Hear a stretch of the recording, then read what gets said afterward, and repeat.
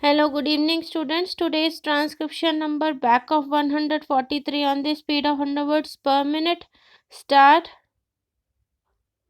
I have every sympathy with the authors who, in this country, live under very difficult circumstances, but we have also to consider the interests of posterity, the future generations.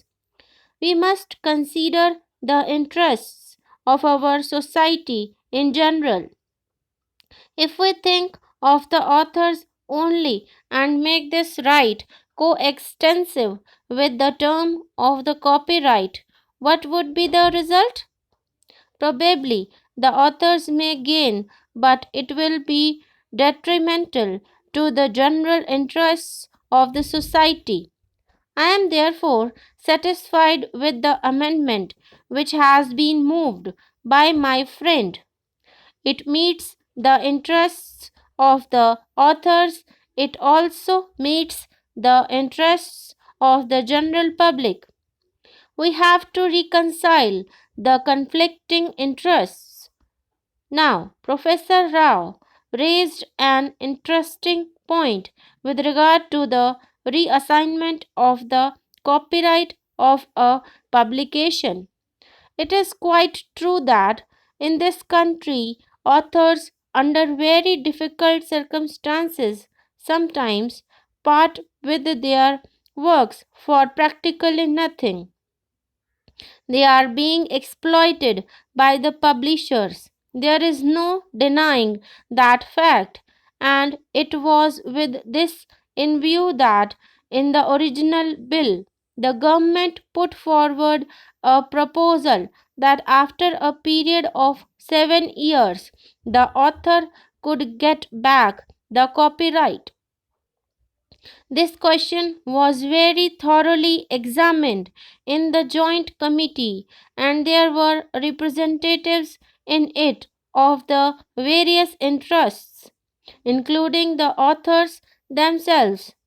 The committee felt that if this provision for the reassignment of the copyright to the author was accepted, it would work against the interests of the author themselves.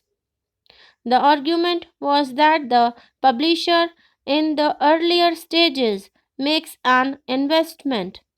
He spends some money on advertisement when a book is published, in order to capture the market, the publisher has to spend some money for 2 or 3 years, and just when it becomes popular and brings him a good return, the author will come to him and say, "Look here, will you please return this book to me?"